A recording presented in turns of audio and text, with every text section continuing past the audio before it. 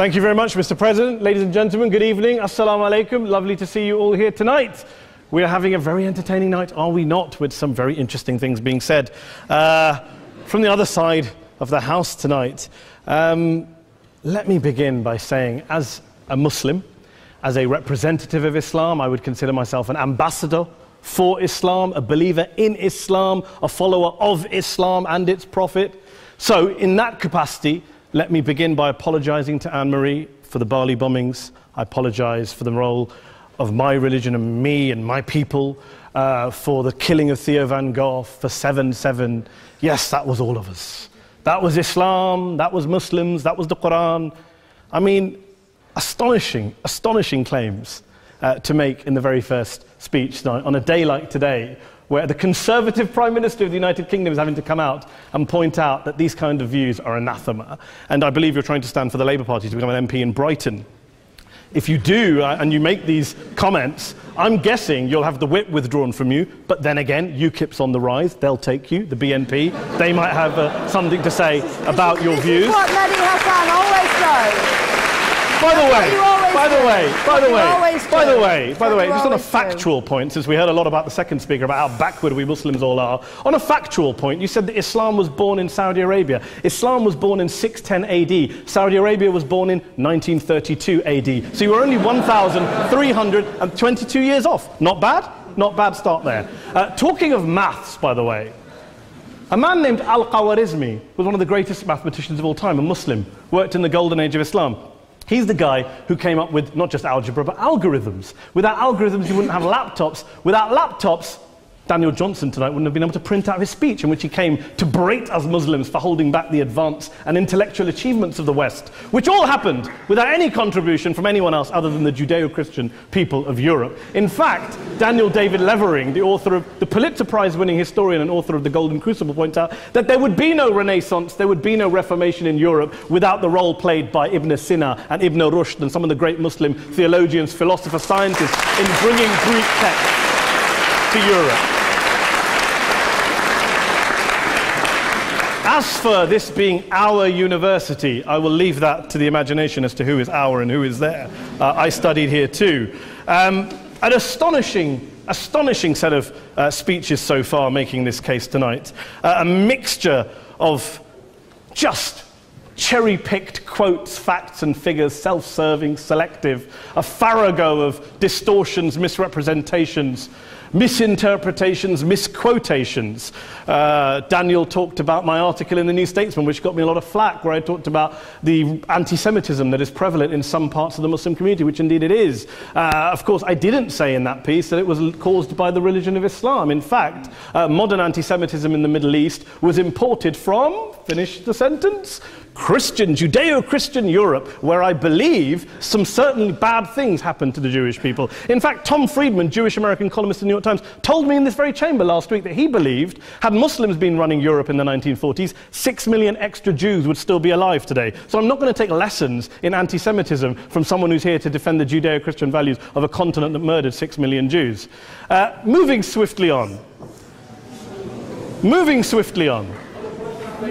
Yes.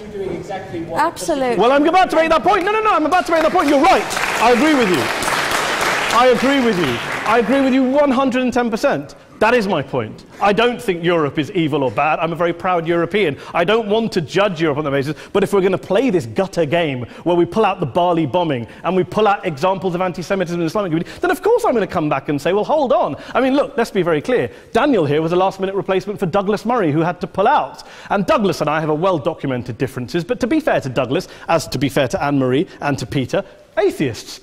Atheists see all religions as evil, violent, threatening. What the problem I have with Daniel's speech is that Daniel comes here to run this robust defense of Christianity, forgetting that his fellow Christians, people who said they were acting in the name of Jesus, gave us the Crusades, the Spanish Inquisition, the anti-Jewish pogroms, European colonialism in Africa and Asia, the Lord's Resistance Army in Uganda, not to mention countless arson and bomb attacks on abortion clinics in the United States of America to this very day. I would like a little bit of humility from Daniel first before he begins lecturing other communities and other faiths on violence, terror and intolerance.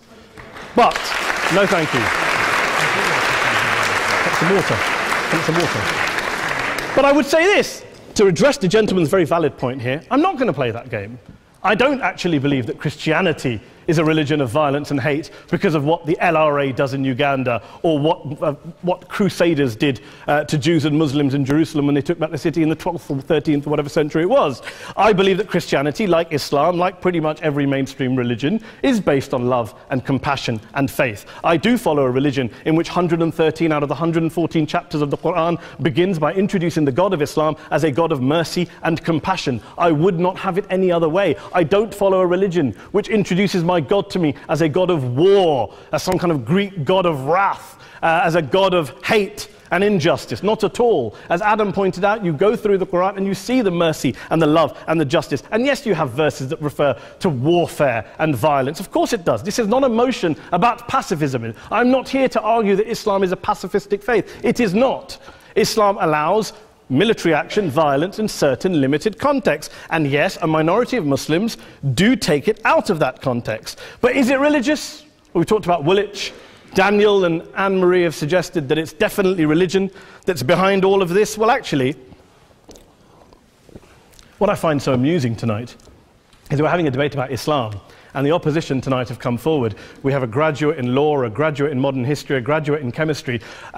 And, you know, I admire all of their intellects and their abilities, but we don't have anyone who's actually an expert on Islam, a scholar of Islam, a historian of Islam, a speaker of Arabic, even a terrorism expert or a security expert or a pollster, let alone to talk about what Muslims believe or think. Instead, we have people coming here, putting forward these views, putting forward these sweeping opinions. Listen to Professor Robert Pape of the University of Chicago, one of America's leading terrorism experts, who, unlike our esteemed opposition tonight, studied every single case of suicide terrorism between 1980 and 2005, 315 cases in total. And he concluded, and I quote, "There is little connection between suicide terrorism and Islamic fundamentalism or any of the world's religions. Rather, what nearly all suicide terrorist attacks have in common is a specific secular and strategic goal to compel modern democracies to withdraw military forces from territory that the terrorists consider to be their homeland."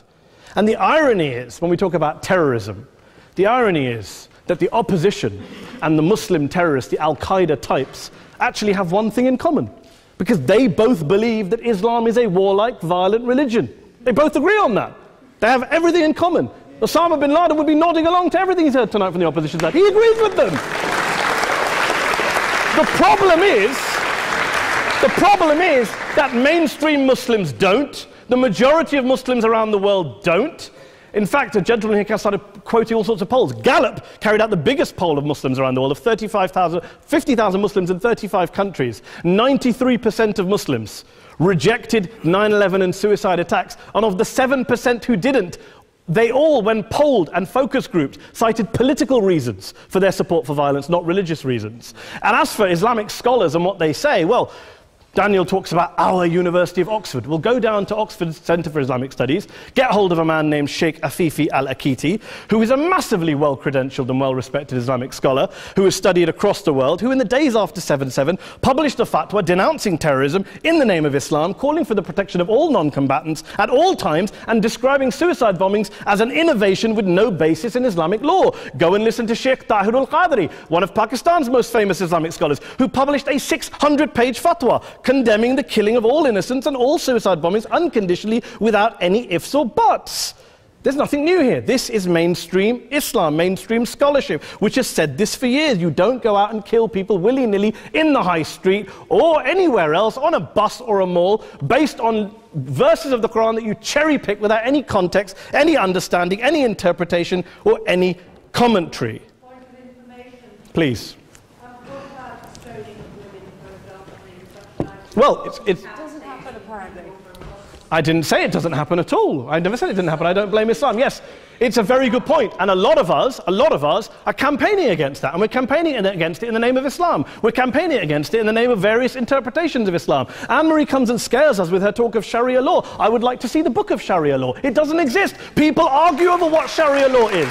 And you empower the extremists by saying there is only one version. You empower them all. I don't believe you took any interruptions, Anne-Marie, so I think you should stay there for a moment. Several countries. Here's what we're dealing with. Here's what we're dealing with. We are dealing, I took your point. Here we are dealing with a 1400-year-old global religion followed by 1.6 billion people in every corner of the world, a quarter of humanity, of all backgrounds, cultures, ethnicities. And yet the opposition tonight wants to generalize, stereotype, smear in order to desperately win this debate. And here's my question, if we're going to generalize and smear.